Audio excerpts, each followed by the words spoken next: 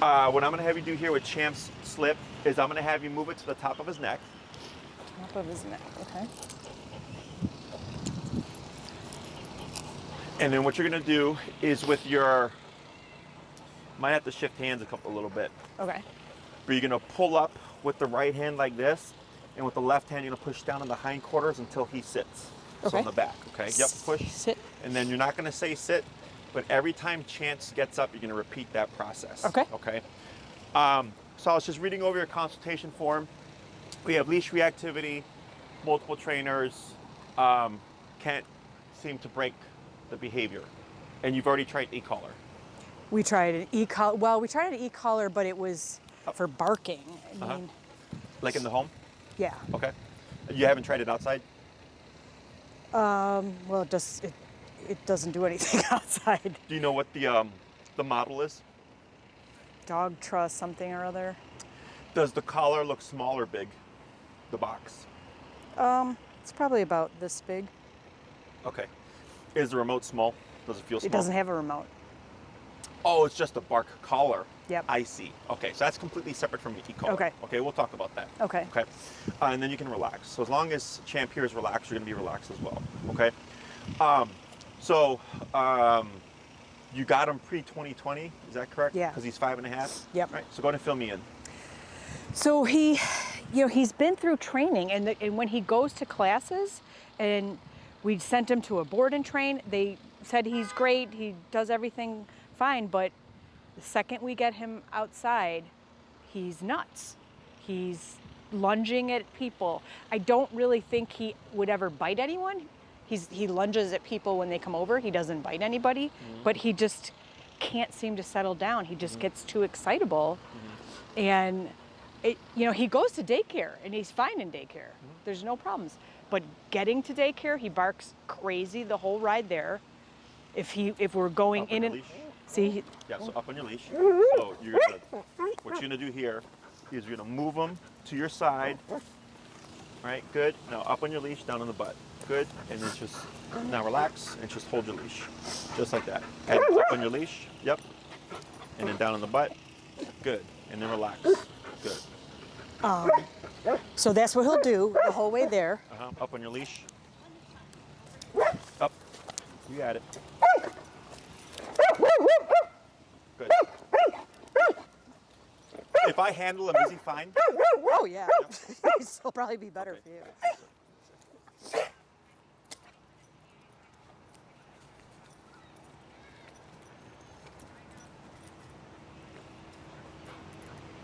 Okay, go ahead. So this is what he'll do right out, like in the parking lot. The second he walks in the door, he's a whole different dog. Sure. But at home, he's still, in the backyard, he'll run back and forth along the fence trying to get at the dog next door. If there's kids on bikes riding by, or, come to the door, or, he'll try to like jump out the window. He gets like excited like this and he doesn't stop. Sure. Okay. What else? So, well, my biggest fear is, I can't take him anywhere, like, because I'm afraid he's going to go lunge at children. I mean, on walks. I have to take walks when I think no one's going to be out. Okay. Because he will bark like a crazy dog at people walking by, at bikers, at roller skaters, at children in strollers, you name it. Okay. Anything else? And cars. He will lunge at cars going by. Okay. Doesn't matter if they're moving away or towards him? Nope. Okay. Anything else? No, I don't think I mean. So your biggest thing is just the reactivity stuff? Yeah, I think so. Because he wants to behave. Like, like in the house, I mean, his recall isn't great, but he doesn't, if I tell him to stop doing something, he'll stop. But it's the reactivity. That's the biggest nuisance behavior, but it affects a lot of things. Sure. Good. So you see how he's more relaxed here, going on his haunches? Okay. Yeah. Now, I typically don't do this during the consultations. Like, you can see he heard the grumble over there. Yeah. But then he diverted his attention. Yeah. Okay. Do you know what your dog's problem is? I don't know because I've been told so many different things. Okay, I've been told that he's aggressive. I've been told that he's afraid. I've been told that he's just hyper and we need to break through the excitement. So I don't really know. Okay. So if your dog was aggressive, he wouldn't be going to daycare. That's what I thought. Yeah. Okay. Like the aggression's going to come up Right. regardless of the environment. Right. Okay? What I'm picking up here is overstimulation, which is like a form of excitement, but Okay. it's unregulated. Okay. It's the dog doesn't have the ability to turn off. Okay. And what happens with overstimulation is the brain is constantly moving. It can't relax, which then puts the dog under stress. Okay. So then you go out into the world, he's already kind of at this base level, and then everything else is putting him over threshold. Okay. Does that make sense? Yeah. So have you ever had like a day where you wake up and like a bunch of things go wrong, Yep. and then someone says something to you, or you get a little attitude or whatever, and then you just kind of, Yeah. right? Right. It's like that. Yep. The dog just it's already at a baseline stress level. Yeah. And then when you add something else in, it's just over the top. Right. Okay. Overstimulation is one of the most common behaviors that I get because overstimulation is typically the lack of boundaries. Okay. Yep. Now it doesn't mean you've not been trying to apply boundaries. Right. It's boundaries that the dog understands. Yeah. Okay. So like right now, I've had your dog for like 5 seconds, and he's already seen like 6 Yeah, dogs come by I here. know. Okay. Because your tool here, and I wouldn't use this. I can use this because I've been doing this for 15 years. Yeah. I know how to use it. Yeah. Is I immediately gave him direction, and then I corrected him for the behavior, which is what you saw with the Yeah. leash pop. Okay. Now, slip chain is, in my opinion, not the best correctional tool. It can be used to correct Yeah. if you know how to use it correctly. Yep. But I don't really use it for my clients because Okay. it's too technical. Yeah. Okay. Okay. But for the sake of having a conversation, Yeah. and the sake of us just being able here and focus on this as opposed to this, Right. I'm doing this here. Okay. So once you understand dog boundaries, it's very easy to start making progress because dogs are physical creatures. Yeah. Okay. They nip and bite each other. Okay. right? So like, if a dog were to mount another dog and they didn't want it, they would nip or bite that dog as a correction. Yep. That is not aggression. Right. Okay. And sometimes people misread that and they go, "Oh, like that dog was trying to play and your dog bit them." Yeah. I go, Yeah, "That's yeah. that's not aggression. That's the owner. That's the person not understanding dog behavior." Okay. So right now with the slip chain, when I pop them on the leash, the slip chain, because you have the chain that feeds through the ring here, Yeah. is if you do it quickly, you're gonna get a bit of force coming in here, Yeah. right? And that force is meant to mimic similarly to a dog bite, Okay. right? So when I took it, I positioned him, he started to bark, and I went boom, Yep. and then Riley was like, "What?" Right? Yep. He's like, "Oh, I've never had that before." Yeah. Because I'm trying to come in like another dog, going, "I disagree with what you're doing right now." Yeah. Okay. Okay. That's the simple way of looking at it. Okay. Okay. So when you get an overstimulated brain, the brain, everything is an option. Sniffing, peeing, pooping, pulling, barking, jumping, lunging. It's just limitless. So because there's so many options, the dog becomes overwhelmed. Okay. So what I do is I come in and we start to remove options. You can't do that, you can't do that, you can't do that, you can't do that. Yep. And the dog is left with, do that. Yeah. Right? So how would you describe your dog right now? Calm. Calm, right? Yeah. And he's laying down. Yep. So initially after I corrected him and I pointed out, oh, because he did this, right? Yep. He went on his hip. That's a relaxed sit. Yeah. And then he lay down and I gave the slack because he's giving me what I wanted, which is relaxation. Right. Okay. Right. People tend to look at it and they go like, oh, you just made the dog sit. I go, no. Yeah. I didn't say sit. That's why I Right. said you're not going to say anything. You're just going to make him do it, right? Yep. We're using the sitting position as a reference point to help calm the brain down. Okay. Now Okay. this is just a Band-Aid. This is not Yeah. actually how this works. Right, okay? right. I'm just explaining the theory. Yeah. Okay? So when you remove options, the dog goes, well, if I can't pull, if I can't jump, if I can't lunge, if I can't bark, if I can't pee, if I can't poop, I can't do all this stuff, right? What can I do? Just relax and coexist, Yep. right? So, and from there, once the dog learns how to turn off, most dogs tend to favor that mindset. Yeah.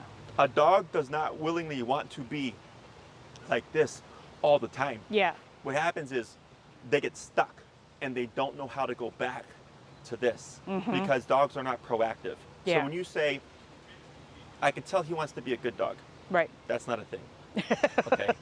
Because if he Okay. wanted to be a good dog, he'd just be doing it. Yeah, Okay? right. We wouldn't be here. Okay? It's a very common thing that I hear. Okay? He wants to please. Is that a better way That's to say not it? a thing. That's not a thing either? No, dogs Okay. are self benefiting. Okay. They do things that make them feel good. Right. Okay. Otherwise, if he wanted to please, again, he wouldn't be exhibiting this behavior. Does it please you when he lunges and barks at people or dogs? No, definitely right? not. Right. So it's just a saying, it's a myth. Yeah. Okay. Dogs are self-serving, is what I'm trying to get across here, right? Because they're animals, right? He's driven by instinct. Now, with the training, what we're trying to do here is slow that brain down, Okay. calm him down. So he goes, okay, these are my boundaries, these are my expectations, and I know mom has a means of giving me consequence now, is that he's going to start favoring certain things because one, he'll avoid consequence, but then also, like a dog doesn't want to be like this all the time. Right. So if the dog has the ability to turn it off, they will, right? So like right now, just with a couple of corrections, I've helped them learn to just turn it off. Yeah. Right. And we even just had another dog come through here, and he didn't care. Yeah. Because I've I don't want to say neutralized, but I've pacified the brain. Right. So now that he's calmer, because I told him, you're going to turn that off. Yeah. So eventually, so in the beginning, it's me telling the dog, cut that out. Right. But eventually the dog goes, oh, I don't need to be like this all the time. I can actually be like this. Yeah. Okay. Now, is this to say he'll never become excited? No. Yeah. Right? It's just time and place. Right. If we're in the yard playing fetch, if I'm at the park playing fetch, if he's playing with dogs off leash, like that's your time to be excited. But there's still rules. Right. Right? So if he's playing with a bunch of dogs and then he sees a dog out there, like he can't go charging and barking at that dog. Right. Does that make sense? So when people tend to look for obedience, a lot of times they're looking for obedience to fix behavior problems, and they're two different things. Okay. Think of obedience as education, and think of behavior as morality. Okay. Right. So obedience, sit, stay, come, math, English, science. Yep. Behavior would be don't jump, don't bark, don't bite, don't lie, don't steal, don't cheat. Yep. Okay. Okay. So a person can be an absolute genius, but then be a terrible person. Right. And a person may not be a very smart person, but be a very good person. Yeah. They don't correlate. Yeah. Does that make sense? Yeah. So a lot of times people go out seeking answers to behavior using obedience, but obedience has nothing to do with the behavior. Right. Okay. Is that making sense? Yeah. Like right now, I've done no obedience with your dog. Right. But I'm right. getting what I want. Yes. Right. Yes. Now, and this is where things get a little confusing because we will use obedience as a means of getting him to learn to calm down, but it's not the obedience that's helping him. Right. It's the discipline behind the obedience. Yeah. Okay. So the first thing that we always teach, 99.99% of the time, is heel. Okay. Which is leash walking. Yep. Because leash pulling and leash reactivity are the two most common things that we deal with in what I do. Yep. Okay. With what I do. I Okay. can't believe this. So, the first class you'd show up, you'd have your dog, you'd have the collar and all that stuff, and I walk you through everything. I don't ever really do this. Yeah. Okay. You show up with your dog. If things go south, and he's being reactive, I walk you through it real time, just like I was trying to do here. Yeah. If you would have had a prong collar, it would have been easier. Oh, I have a prong collar. You have at a prong home. collar? Yeah, it would have been easier. Okay. But this- here with the slip, Does it still go up high on him? yeah, it would still go up Still higher. high. It's just a prong collar is easier to correct because it has the feeling. teeth. Yes, right. Whereas this is just purely a chain. Yeah. A little bit more technical. Okay. So you show up, I'd walk you through everything. Okay. So the first class, I teach the foundation of heel. We find the level your dog needs and stuff. I give you some homework. You go off and you rinse and repeat for a week. Okay. You come back class 2. You give me feedback. Your feedback, then I make adjustments according to that, right? Yep. We work on the second half of heel because heel is a 2-part exercise. If there's any reactivity, you let me know. Yeah. Sometimes it's a complete 180. Like the client I had before you, the dog has terrible reactivity or had terrible reactivity. They had one class. They came back 2 weeks later for their second class, and they only had one instance of reactivity in those 2 weeks. Wow. Okay. Some dogs are just that straightforward. Yeah. And I get other dogs where I'm on class 4 or 5, and then I finally figure it out because they're a more difficult case. Okay. Yep. A large chunk of dogs fall between, if not by the end of the first class, by the start of the third class, reactivity is done. Okay. Yep. So if it is not done, no big deal. You give me feedback, and I go, okay, this is going to be a case where I'm going to have to do a separate approach for the reactivity, and then we work on it. Yeah. Okay. Yep. Then you go off, you rinse and repeat. Yep. Okay. So the first 2 classes are meant to set the foundation, Okay. and then we see what does the foundation fix. I know what the problem is: the reactivity, the lunging, and the barking. Yeah. Right. But that's not the problem. Do you know what the problem is? Me? It's the overstimulation. Oh, okay. The reactivity is a symptom of a problem. So like, let's say he was fearful. Yeah. The problem would be the fear. The fear. Not the reactivity. Okay. The human views the reactivity as a problem because Right. it's problematic. Right. But it's not actually the root of it. Right. The problem is Right. the root, right? So we always want to target the root. So in this case, I see overstimulation and go, the root of the problem is the brain has no limitations. So if I put a rule in the brain that says, you're not going to do that, I'm going to get this immediately. Yeah. Right? It's that quick when you understand it. Yeah. But I have to teach you to understand Yep. it and then also get you to be able to replicate it. It doesn't Right. matter if I can do it and you can't do it. Yeah. Okay? Right. So I would say probably at the latest by the third class, he's already going to be neutral. Yeah. Okay. And then the rest is kind of icing on the cake. Okay. The stuff with people coming over into the home, with like the jumping and all that, right? Most likely, just again, more overstimulation, not uncommon, especially if the dog likes people. They hear the doorbell, the door knock. Most dogs start to bark, territorial behavior, which is normal. Yep. But then when you open the door, if the dog is being territorial, they're already escalated, then Yep. it just seems to Yep. go over the top, okay? We'll cover that as well. So I would say classes 1 and 2 would be heel. Class 3 is, are we still struggling with reactivity? Right. We shouldn't be. If we're not, I would suggest covering recall, which is come when called. Yep. Okay. That would allow you to have more freedom with your dog. Yep. And then by the 4th class, that's where we could do the in-home if you'd like. Okay. Okay, where I show you how to have people enter the home correctly, how to calm your dog down correctly, right? So that Yeah. we're not getting all this over-the-top behavior. Right. The barking, because you said fence barking and stuff like that, right? Yep. So that's territorial behavior. That can be corrected through the collar as well. It depends on the context, but if you leave a dog out unattended for a period of time, they're most likely going to revert back to those behaviors. Okay. If you're out supervising him, that's different. Okay. So, because realistically speaking, if you think of your family and your dog as like a hierarchy, right? Typically, it should be parents at the top, Right. children, Yeah. and then animals. Yep. That's how that works, right? Yep. So, let's say nobody is home, it's just Champ, and he hears like someone try to get into the front door, and he starts barking and stuff. Whose job is it to protect the home? His, because he's alone. Yeah. Right? So, if he's in the yard alone and he sees something outside the fence, Yeah. he's thinking, hey, I'm out here by myself. Right. I need to protect the family that's inside, so I'm going to go crazy and bark and whatever, trying to spook away the threat. Does Gotcha. that make sense? Yep. So you can do both. Just expect that it's not fully ever going to just stop. Yeah. Because instinct is always there. Sure. Does that make sense? Yeah. But when you're walking with him, because you're the one technically leading that walk, you're the one that decides that dog is a problem or not a problem. Yep. That person is a problem or not a problem. Right. And probably going to be no one's a problem. Yeah. So then he's going, all right, if mom thinks no one is a problem, then I have no reason to be acting as if they are a problem. Right. Does that make sense? Right. We're just fixing the dynamic, so he starts to see you more as like a leader. Yeah.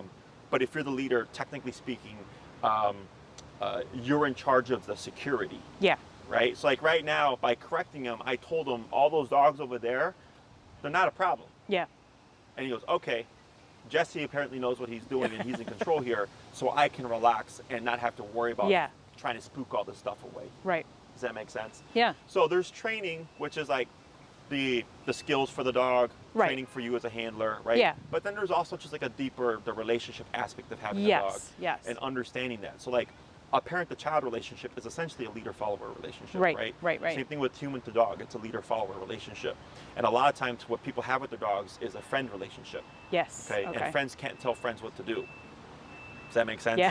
Like I don't tell my friends what to do. Yeah, and right. my friends don't tell me what to Right, do. right. We're grown-ass men. Yeah. I own my own business. I tell my employees what to do. Yeah. My employees don't tell me what to do. Right. That's the relationship, right? Yeah. Yeah. So it's not to say that you can't have companionship from Champ, right? But you do have to have leadership Yeah. first. Yeah. And Okay. then you do companionship type things. Yeah. So growing up with my mom, I was raised old school, right? And I'm positive I remember hearing my mom say, like, I'm not your friend, I'm your mother. Yes. Yeah. Right? Right. Right? Like, yes, we do things. Yes, I take you to the movies. Yes. Right? Yes, I throw you root beer float parties. Right? Right. But at the same time, I'm the disciplinarian, Yeah. and if I tell you wash the dishes or whatever, you're going to do that stuff, Yeah. you know? Yep. So it's similar to that. Okay. So I'm not like, oh, the dog has no, freedom or whatever. I want the dog to have freedom when I Right. tell them. Right. Right? Right. But Exactly. I need to have leadership first before I can give companionship. And people tend to do only companionship. Yeah. And then when they have problems, go like, why can't I stop my dog, or why does my dog Yeah. listen to me? Yeah. And I go, that's part of the reason why. Okay. Okay. Questions on any of that stuff? No, that all makes sense. So the collar that you noted earlier, the bark collar, Yeah. the reason why it's not working in these contexts is it's just addressing the symptom. Yeah. Yeah. Right? It's just saying I don't see that. bark. But if he's like, all right, I got corrected for barking, but I'm still over the top, Right. it's going to keep happening. Yeah. Yeah. Okay. It doesn't address the root. Okay. So that's where training comes into play. I'm assuming before reaching out, you read the way that our methods that we use and everything, right? Yeah. So I use prong and e-collar. Yep. I really don't do prong anymore. I train almost all my dogs on slowly remote collar. If the client needs a prong collar, we'll incorporate them. Yeah. But the remote collar is always doing 99% of the work. Okay. It's the best tool in the book, in my opinion. If you go online, you'll see stuff where people go like, oh, if, they use e-collar, they're lazy and stuff like that. That's not the reason. Yeah. I don't okay? care. I just want it to work. You just want the answer, right? Yeah. Right. I just want it to work. But just as FYI, Yeah. remote collar gets a bad rap because there's a lot of drama in the dog training world. Okay, so e-collar is a lot of times referred to as a shock collar. Yeah, Okay, yeah. You're not shocking your dog. Right. Have you ever been to a chiropractor or physical therapist? No, but I broke a shoulder and I had the 10. The TENS unit, yeah. So that's an e-collar. Yep. Right. So it's electric, but not electricity. Is Right, how I like right, to describe it to right. people. Right. It's a muscle stimulator. Yep. Okay. But in the dog training world, we have the positive only front, and then we have trainers like myself that kind of use everything. Yeah. Okay. Is in the positive only world, there's some theories where you can't even tell your dog no. Yeah. Right. Yeah. It's all praise and all that Yeah. stuff. That was the first trainer we had. That was Yes. a mistake. That doesn't work. Okay. That's Doesn't where the work. problem started. Doesn't work for people. Doesn't work for dogs. So, but they use words like shock, torture, pain Yeah. to deter people because no one wants to electrocute their dog. Right. Right. Also, when e-collars were first developed many years ago, they had like 3 to 5 settings. The ones that we have now have 127 settings. Okay. So 5 and 127 are the same. I just have 122 more divisions now. Yeah. I have 122 more levels of variance. Yeah. Okay. So before 1, 2, 3, 4, and 5 would have drastic jumps Right. because you had very little to work with. Yep. Okay. So the word was shock there was used because it was shocking. Yeah. In terms of the Right. abrasiveness and the jumps. Right. Okay. So, but it's just a miniaturized TENS unit. But the reason why I use remote collar is I don't need the tool Yeah. a majority of the time. Okay. The client needs the tool. I don't expect everyone or anyone really who doesn't want to be a dog trainer to learn to use every tool there is with the nuance Yeah. that I have. Yeah. Right? Are you familiar with Cesar Milan? Yeah. Dog whisperer? Yeah. Right? Yeah, So yeah. I come from Cesar Milan methodology. It's a great methodology when all you have is the dog and a leash. Yeah. Okay. But it takes a lot of skill to do it. Yeah. Okay. Yeah. Yeah. Me teaching that to the average dog owner, and I used to many years ago when I first started my business, use Cesar Milan methodology, and it made great progress. But the most common thing that I saw was either people weren't assertive enough to replicate the energy, Yeah. or they couldn't comprehend it. Right? Yeah. Yeah. So then I graduated to all these other tools, and remote collar is the one tool that allows us to kind of remove all that nuancey and body language stuff or whatever, Yeah. and really just focus on I press a button and my dog will respond, Yeah. pending they're conditioned correctly. Yeah. Okay, so I like to my theory of training is like Cesar Milan adapted to remote collar to help people just get control of the dogs Yep. immediately without having to feel like they're trying to learn to be a dog trainer Yeah. just to have the one dog. Right. Right. Right. Because there's a lot of methods and trainers that do that where they make it too complicated. Yeah. Like, Exactly. you got the timing, Right. you got the leash, Right. you got the dog, right? And it's like, and you're just like, I just need something that works and is simple, and e-collar Right. allows for that. Right. Because I want everyone else in the family to do Yes. it too. Yes. Because that's the thing. It's like, when we would come back from training, I would try to be explaining this to people, and then I must not be doing it right. It's not working. Correct. So- Right. So that's a very common thing that I would see, which is why I adapted my training style more so that the person goes like, okay, I can do this. Yeah. Right. And also, before COVID, I used to do home to home. I traveled to all my clients, and then what I would do before is I would work the dog in front of you, then I would hand you the dog, and then I'd coach you through it. Once COVID happened, people were like, don't come to my home. Yeah. and stay away from me, Yeah. right? Right. So I had to figure out a way to train dogs still. Yeah. And that's where I came up with the verbal instruction where I was Yep. like, I don't even have to touch the dog. Yeah. I was like, I'll just coach you through everything, and I can be 20 feet away or whatever, and still get the same result. And it was so popular because this is where we would train. Yeah. It was so popular, and then people loved it because it was them from beginning to end. Yeah, right. Doing everything and it working. That we just kept doing it. Yeah. So when it comes to the other people in the family, that's also why I started recording stuff. Was because since it was purely verbal. All for the owner, it's a ton of information. So then I could just send them the video after the training, and if there's anything that they may have forgotten, they always had the video as a reference point. Right. So like, let's say for anybody who cannot show up to the class, Yep. kids or whatever, go, hey kids, here's the video. So if you try to show them and you're like, I'm not getting this through correctly, watch the video where Jesse's actually telling me what to do. Yeah. Right? Yeah. And anyone who's gonna be handling Champ is welcome to join the training. Okay. I will always prioritize the primary handlers first, which is Yep. typically mom and dad, Yep. right, or the oldest child or whatever. Okay, just to make sure that that foundation is there. Yeah. And then if anybody else wants to learn, they're welcome to join as well. Okay. I've had clients like they'll bring like let's say they're gonna let the dog stay with the parents, and they're like, oh, can you do a session with their parents and just kind of teach them what they need to know while they watch their dogs? I go, sure. They'll bring the parents. I'll have a class with them as if it was their dog. Yeah. And then they at least have an understanding, and then they can take care of the dog, and they don't have to really worry about any kind of they get continuity with the training. Yeah. Okay. Okay. The other thing what's nice about remote collar is if I tell you press the button at this level and do this, right, and you do it, and then you tell somebody else to do it, if they're using the same number, it transfers right away. Yeah. It's very simple. Yep. So a lot of times when I'm working with a difficult dog, the first person that works the dog does almost all the work. Yeah. Okay, because once the foundation is set and you transfer to another person, it just it's seamless. Okay, which is why I always like to focus on the primary person because they're the one that needs the experience. Right. And then anybody else afterwards, they're really just reinforcing what the dog has learned. Okay. Okay. Questions so far?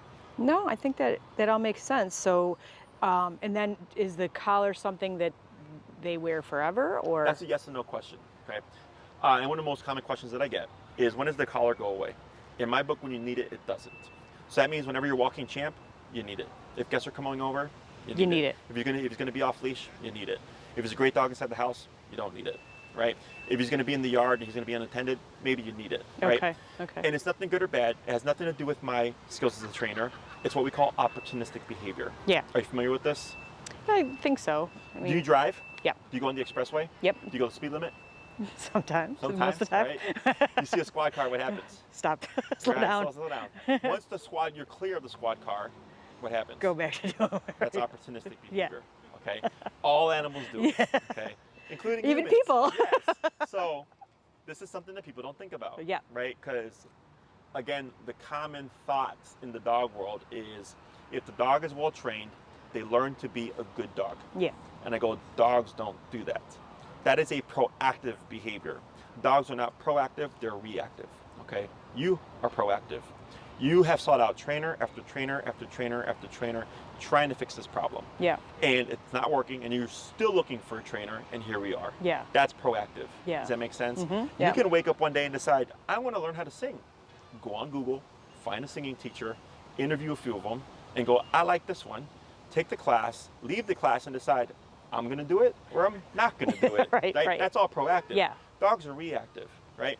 I've given your dog 2 corrections, and this is what he's giving in response. That's the reaction to my corrections, right? But the moment I give him back to you and you leave here, back to old dog. Yeah. Because he's going, okay, now I'm reacting to the fact that my mom has the leash now and not Jesse. Right. Does that make sense?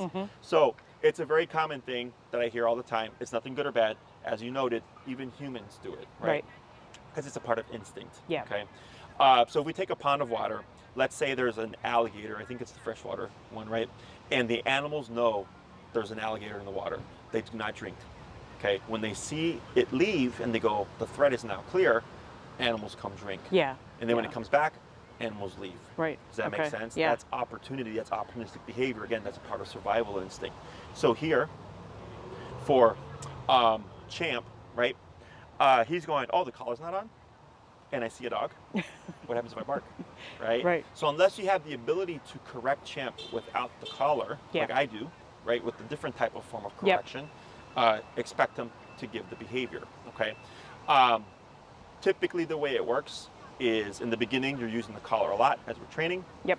He starts to learn the rules and boundaries, corrections go down, okay? And at some point you're like, I can walk Champ with the collar on, no reactivity, right?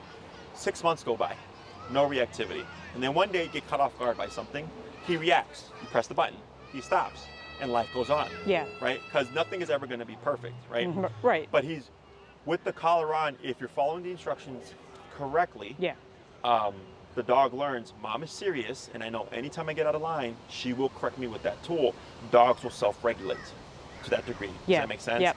But if you try to be, if you try to give the dog opportunity to do the right thing, which a lot of people do, because they don't like correcting the dog, Yeah. Yeah. is they go, well, I'm going to see if the dog is a good dog, Yeah. right? And then the dog acts out, Yep. and then they have to correct post the fact, but then they wonder why the dog is now gambling. Yeah. And I go, that's why. Mm-hmm. I use every opportunity to correct the dog, and because of that, the dog goes, Jesse doesn't play. Yeah. He is serious and he is consistent. I know with him, I have to behave. Yeah. But with Mom or Dad, they will give me some time, Right. and I'm going to play that time, and I'm going to become a gambler. Okay? So it's not because I'm mean. Yeah. It's Right. because I want to honestly fix the problem. Right. And you need consistency in order to do so. Yeah. Okay? So it's not that you're always using the collar every single walk. Right. When done correctly, you're going to get to a point where it's like, yeah, Jesse, it's been 3 weeks since we've seen him be last reactive. I go, Yeah. great. That means you're doing your job. Yeah. Right? And it might come up here and there, but as long as you're consistent with correcting it, eventually you're going to see bigger and bigger and bigger Spaces, gaps. yeah, Exactly. Between those instances. Okay? Questions Okay. on any of that stuff? No, that all makes sense. So here, the other thing to note, when you first showed up, did you notice how anxious he was? Yep. You know why he's anxious? Excited. You're close. It's that overstimulation. Yeah. What happens with overstimulation is, again, because the brain or the dog itself cannot settle, Yeah. it goes under stress, and then anxiety starts to kick in because they Yep. don't know what to do. Okay, so anxiety and overstimulation tend to look very similar. Yeah. Anxiety tends to want to move, pace, salivates. You'll see well eye, Yeah. heavy breathing, Yeah. stuff like that, right? And because overstimulation is also the brain Yeah. unable to stop, like just moving, sometimes it can cross into anxiety. Okay. But you can already see he's panting here, but he's Yeah. panting more so to like just vent Yeah. and cool off Yeah, here, yeah. right? Whereas earlier you showed up, He was like, yeah. exactly, he was just so overwhelmed, he was becoming anxious. Okay, so that's also like an indirect benefit is now the dog doesn't have these extra kind of motions Yeah. tagging along Right. because they're so overwhelmed. Okay. Okay, question on any of that? No, that makes sense. This harness, is that just like if he's really reactive, you have something to grab? Or is this for the car? Well, I think because we were putting this in the wrong spot, it would always be like, he was getting choked everywhere we went. And so that was like, could have a better control on him when he lunges, like I can Sure. pull him easier. Do you know that makes it worse? Of course it does. So, just as FYI, okay? 'Cause it's good My to husband understand will be these so things. happy because he hates that thing. Yeah, no, all you need is a flat collar, remote collar, and your leash, and you're good. Okay. Everything else is just excess, okay? So, many years ago, I used to do protection training, where we train dogs to be aggressive on command towards people for Yep. protection. Guess what we put on them? Harnesses. Oh. Okay, and we clip the leash to the harness, and we have the person holding the leash, and then we have a person opposite the dog acting suspicious, antagonizing, because we want to piss the dog off so that we can create the aggression, right? Right. So then I'm pulling back on the dog, because by pulling back you create restraint. By applying restraint you create frustration, because the dog's like, Okay. this person's pissing me off, let me at them. So I'm holding them back, not allowing them. Yeah. So we build up that agitation. Okay. And eventually the dog starts to lunge and bark, and then I release the tension to allow the Yep. dog to go, and then we begin to shape the behavior from there. Okay. So a lot of people walk their dogs on harnesses, and then over the course of time, unintentionally create or make reactivity worse. Worse. Okay. Okay. So it's one thing if you're using it for the car ride, whatever, that's fine. But we don't want to ever use it for walking and for controlling. Okay. Okay. Now, for now, at this stage, It's okay. It's what you have. It's what you know. It's not going to make things harder for me. When I Okay. come in, I'm still going to get it fixed or whatever. But if you're used to that for now, you're good to keep with what you're doing here. And then should you move forward with training, I will clear all it up. You won't need this anymore. Okay. Okay. So, yeah, you'd be surprised how often I get clients, like for example, the prong collar. Do you Yeah. know why the prong collar looks the way it looks? Just no. It's meant to mimic a dog bite. Oh. The teeth. Ah, okay. Yeah, Makes yeah. sense. So I get clients that, they're just trying to find whatever they can, they put it on their dog, and then they show up and I'm like, oh, who got the prong collar? And they're like, oh, like we just got it because the pulling was so bad. And I'm like, do you know why it looks like that? And they go, no. I'm like, it's meant to be like a dog bite. Okay? There's a purpose for everything. Yeah, Okay. yeah. It's good to just know, because I think what happens is people see the thing and you go, oh, that looks so. I know, that's what my whole family. Yeah. Like when one trainer told us to get a prong collar, Yeah. the kids Oh, and my my husband were goodness. like, "That's cruel. No. We're hurting him." It's meant to mimic a dog bite. Yeah. Okay. So it's not about hurting the dog. It's about discipline, Yeah. right? And dogs bite each other. Yeah. This here is a dog bite. Okay. It's 10 stitches. Ooh, Okay. This ouch. is also a dog bite right there. Okay. This dog, it was back in 2019, about I'll say September-ish.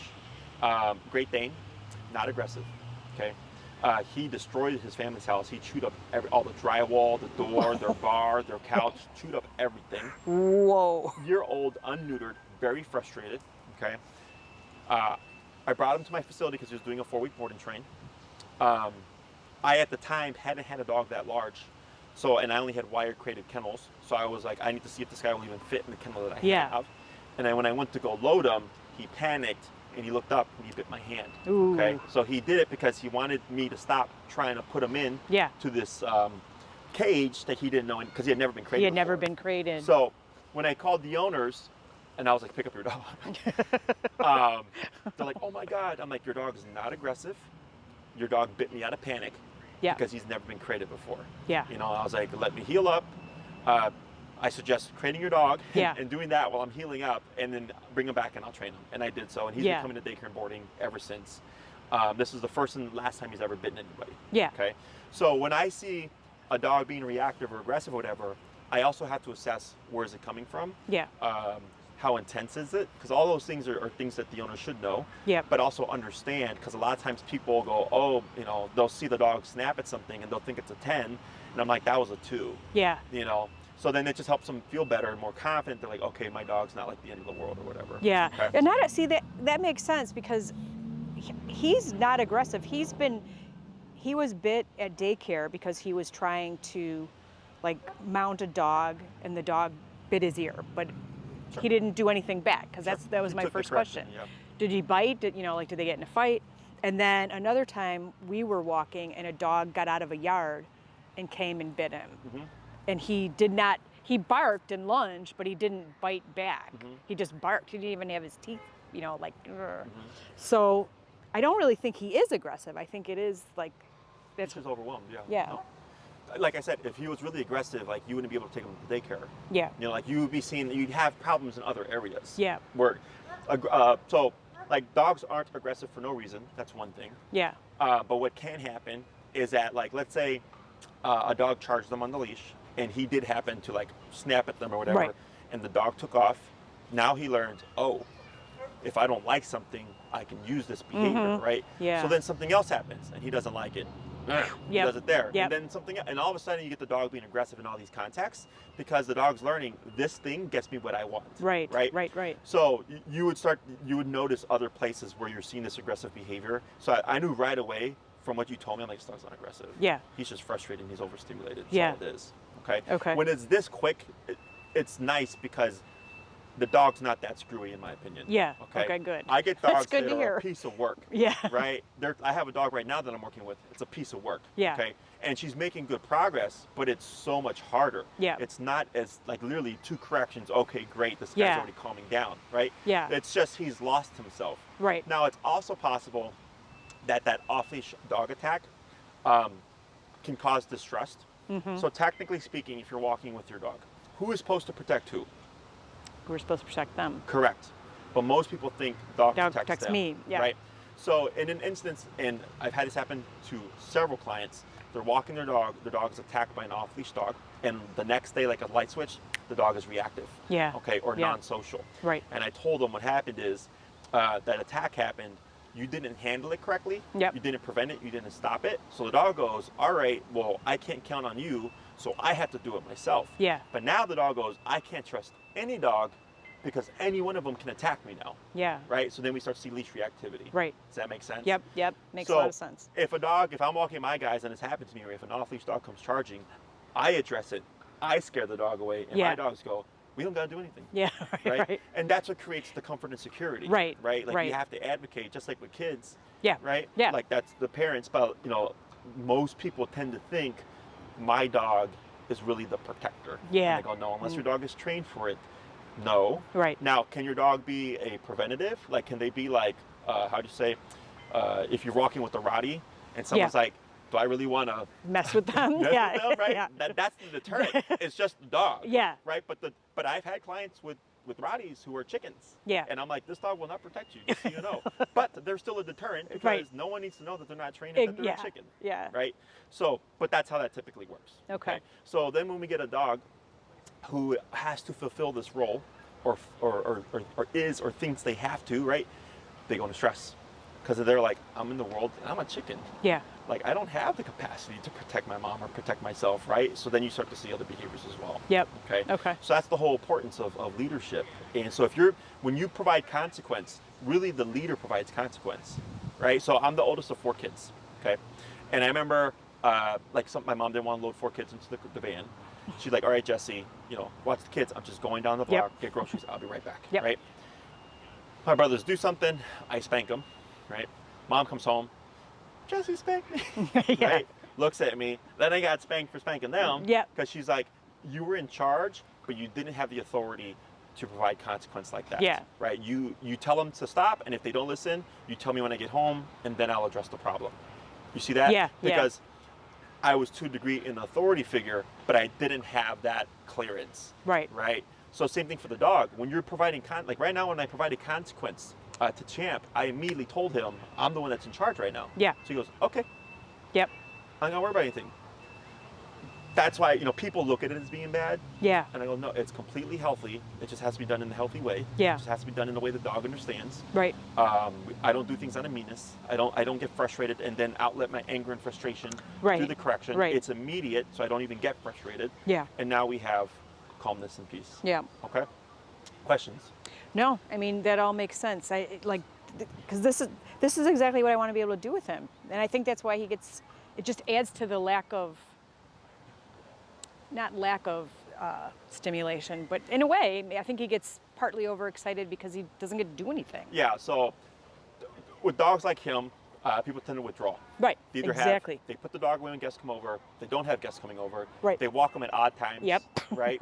I had a client that used to walk like at 3 o'clock in the morning, and her dog was so reactive, and she lived in a condo over here at by Lincoln Park, by the intersection of Lincoln and like Webster or something. Uh-huh. And she used to go 27 flights Oh my gosh. up and down because she couldn't get on the elevator unless it was like super late at night. And even then she's like, Jesse, I'm anxious, super anxious. Yeah. Because she's like, I know it's like 1 o'clock in the morning, but someone could still technically come on with Yeah. their dog. Right. Right. And then we got the reactivity done, and then she's going up and down the elevator and all that Yeah. stuff, going out at normal times, right? Is once your dog is under control, Yep. now they get more life Right. because you're not so stressed out. Right. Now you know your dog's not going to misbehave, and a lot of times people do more stuff with their dog. Right. Right? They're taking them to the park, letting Right. them run off leash. Take them to restaurants. Yep. Have them out when guests come over. Yep. With more control, you get more freedom. Right. Is Exactly. what I tell people. Exactly. Okay? Yeah. Other questions? No. What are your goals for the training? Exactly what you just said. So you have reactivity. I want the reactivity solved. I don't want to be worried about him going after a kid, going after an old person, going after a biker, going after a car, any of that. And then after that, that's like my main priority. And then after that, yes, better recall, like listening and not being so territorial. I don't care if he's barking in the yard, like he runs up and down the fence at the neighbor's dog. But if I tell him to stop, I want him to stop. Yeah. And right now it's like, you know, and their dog is just as bad, but it's like it reaches a fever pitch where, you know, we both have to like make sure the other one's not out at the same time. That's like not any way to live. So we have the reactivity.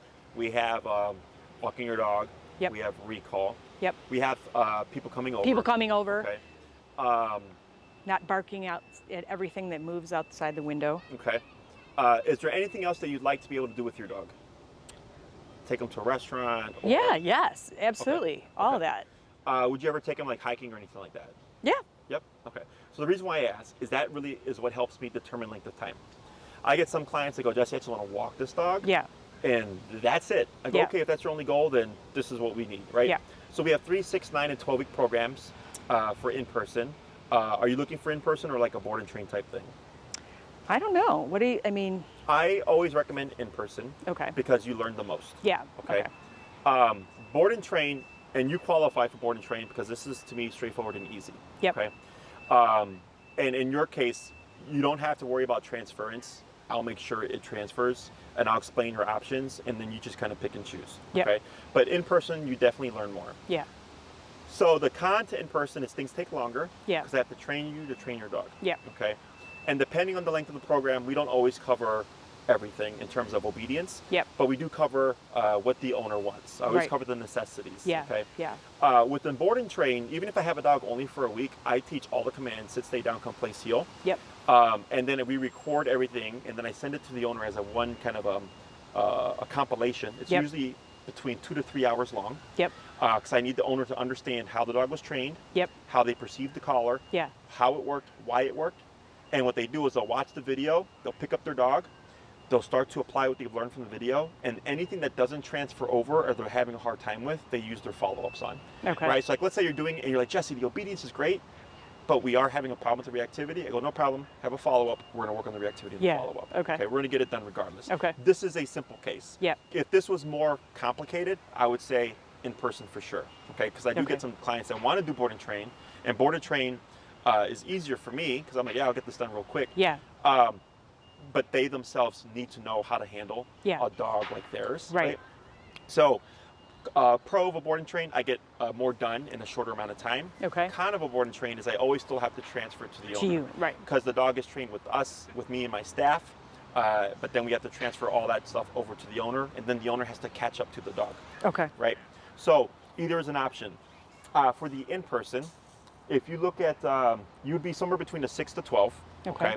6 would be, we get the leash walking done, we get the reactivity done, we get the recall done, and probably people coming over. Okay. I know I can get that done within 6 classes. Okay. I'm pretty sure of that. 9 classes allows us to cover like the restaurant stuff. It gives us more of a buffer in case, let's say, for whatever reason you are having a hard time with reactivity. I'm not worried about it because I'm like, we got 9 classes to get this done, right? And then 12 is really when people want like the whole 9 yards. So every command can be taught to an off-leash level. We have sit, stay, down, come, place, heel. 6 commands. Yep. Okay. All those commands are meant to be functional. They're meant to serve a purpose so that you can live your life with your dog. So if I can tell my dog to down Yeah. and be like this, Yep.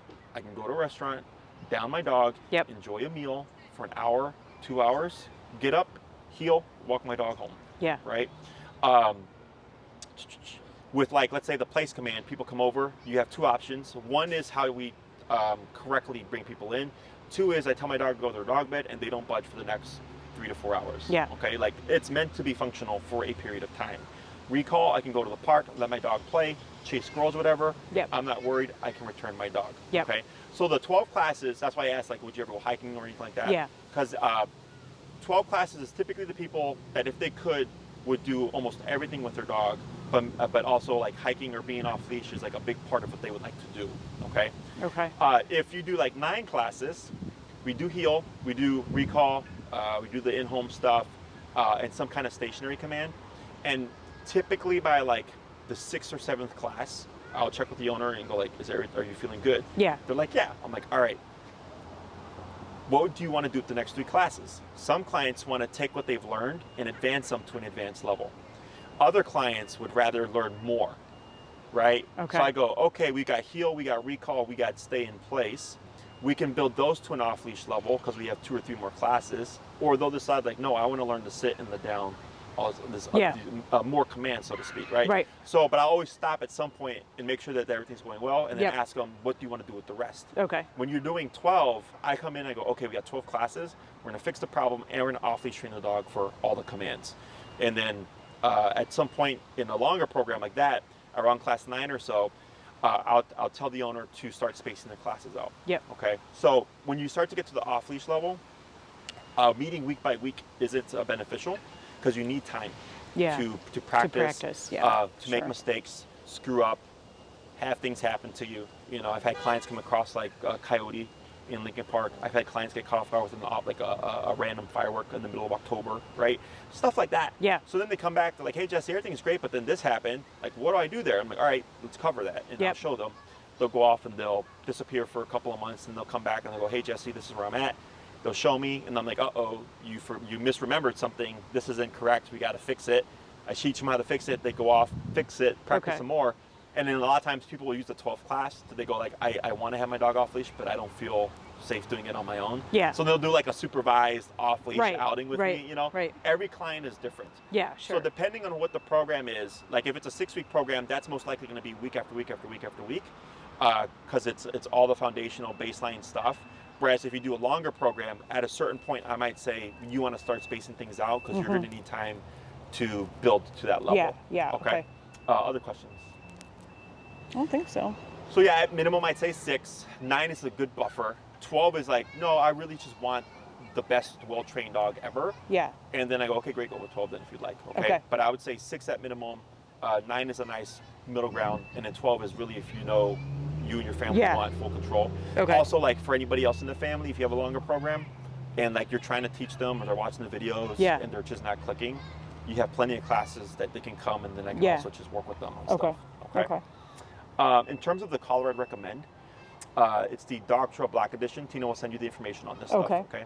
It's meant for a 70-pound dog and over. Okay. He's like what, 60, 60, yeah, he's like 60. So he's right at the cusp. It's the best collar that there is. It's fully waterproof, both the transmitter and the receiver. Okay. And then you don't have to worry about it. Okay. He technically falls under 2 collar models. Whenever I'm dealing with behavior stuff, I always recommend the clients go one step above. Yeah. Just in case, because I've had dogs override the collar. Okay, where they go under so much stress or they're so reactive or whatever that you could be maxed out and they just do not care. Yeah. Okay. With the higher powered collar, there's a very, very, very, very tiny chance of that happening. Is that you're not having to worry about that. Okay. They last for years. I had my first collars for like 10 years before I finally just had to replace them. And then if something does happen, the most common thing is the battery dies. Yeah. Because it's a rechargeable lithium battery like your cell phone.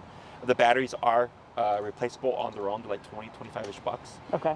So if you ever notice that, or you can ask me like, hey, I noticed this, I'll tell you it's a battery issue. Okay. And you can literally just purchase it. And then you screw out the back, replace the battery, put the new battery in, close it up, and then it works like brand new. Okay. They do come with a 1-year warranty, so if something happens within the first year, you can always send it in for repair. Sure. After the 1-year warranty, what happens is you would send it in, and they tell you like, this is the issue, and it's going to cost X amount of dollars to fix it or whatever. Okay. And then you choose whether or not to have them repair it or just buy a new one. Usually it's just cheaper to have them repair it. But if it's a battery thing, which is the most common thing that I see, it's super easy to do it yourself. Okay. Okay. Any other questions? No, I don't think so. So you said the first thing is the reactivity that we would work on. Yeah. So the first class, day 1, we're working on heel, which also does work on the reactivity stuff. And then sometimes what can happen is the client will have something flare up, and they come back class 2, they're like, Jesse, I know we're going to do this, but this happened, and I really want to address it. And I go, sure. As long as we've had the first class, almost always I can navigate however. Okay. Otherwise, if the owner doesn't have any direction of their own, I have like a pattern, you know? Sure. So that's not a problem. Okay. But yeah, reactivity right away, what we start working with is already meant to address the reactivity. Yeah. And then again, you're my feedback. You come back and like 50% better, 20% better, 90% better, you know, and that tells me really what I need to do for the second class. Okay. Okay. Other questions? I don't think so. So you said, all right, well, actually, I do have a question. So what if we did in-person classes for the reactivity and then did board and train for the other stuff? like the commands? It wouldn't really Is it be beneficial, not beneficial? so where things get, I guess, wonky with that is I'm gonna cover what I would show you for the reactivity class, in the board and train. Okay. Okay. So it's kind of like it's redundant. Yeah. You know, if you wanted to, I don't care. Like, if Yeah. you're like, hey Jesse, I'm gonna pay you. Please do this. I go, sure. Yeah. Yeah. Right. But because the board and train, because we've had clients ask where they'll say, I'm gonna do 6 in person and I'm gonna do a 2-week board and train, and I'll tell them, thanks for the extra money. Yeah. Right. But it's gonna be a waste. Yeah. Because Yeah. what's gonna happen is I'm gonna fix the problem, and you're gonna be like, well, shit, I paid for this 2-week board and train, and now I don't even need it. Yeah. Right. So then that's why I tell people, like, that I know why, Right. because they think it's like what you've experienced. You've had several trainers, Right. and like it's not worked. I don't work that way. Yeah. Okay. Regardless of whatever approach you do, Yeah. I'm gonna get it done. Okay. The in person, you just learn more. Yeah. Yeah. Okay. It takes longer, but you learn so much more Yeah. than a board and train. But he's, in my opinion, such an easy case that I would say you have the option for both. So if you like the convenience of, we get everything done in a shorter amount of time, and you're welcome to just book a follow up immediately afterwards and go, can you just show us the reactivity stuff now? And I go, Yeah. sure.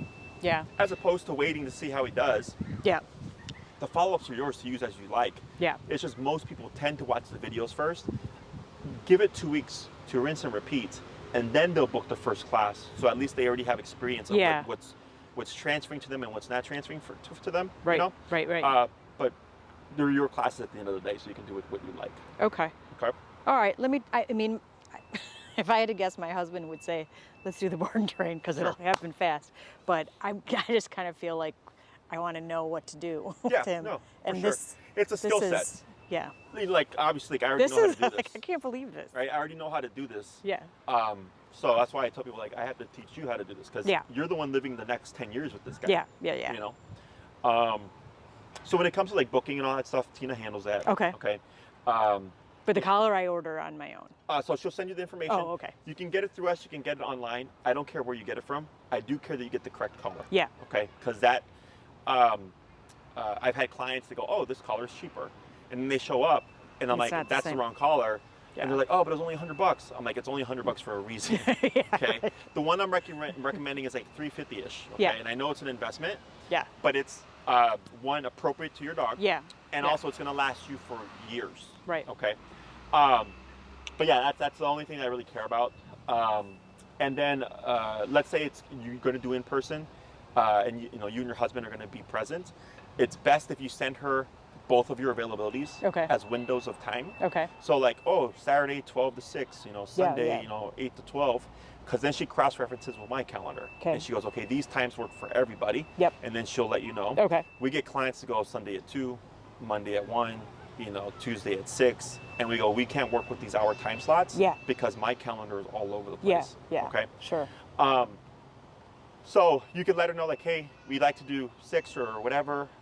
Please sign us up. Here's our availability. And then she's Okay. going to send you a contract. Okay. Feel free to read the contract. Feel free to ask questions about the contract. Okay. But once that is submitted, then she knows you're serious. Okay. We do get clients that'll ask questions, perfectly fine. But then like, okay, we're ready to book. And then the times that they wanted are gone because in the meantime, we're booking other clients that are just signing up or whatever, right? Yeah. So it is first come, first serve. But there's no rush. Please feel free to read it. If you decide you want to do a board and train option, she would direct you over to Maria or Elizabeth, who Okay. handle my facility schedule. Okay. So Tina's my schedule, Yep. my consultations, my in-persons. Okay. Maria and Elizabeth handle my board and trains, my daycare and trains. And Okay. then once it comes to the follow-ups for those particular programs, then you get jumped back to Tina again. Okay. Because now she's dealing with my personal Okay. calendar. Okay. Okay. Makes sense. Other questions? How am I going to get across the park? No. Where'd you come from? Oh, the exact opposite. Sure. Just run. No. I'm gonna be interested to see how he does. He's so calm now. Yeah, I think that's pretty much it. It's the most common things that we get. Yeah. Okay? Yeah. I've seen way worse. Well, that's really good to Okay. hear because I feel like everybody thinks he's the worst dog ever. No. So there's a little huff there. Do you see that? Yeah. Yeah, so let's see. Let's see here. A little bit of heavy breathing. He's holding. Yep. You see that lip lick Yeah. after the Yeah. correction? Yeah. The lip lick is a stress sign. So essentially he's saying that correction stressed me out. That's good. Yeah.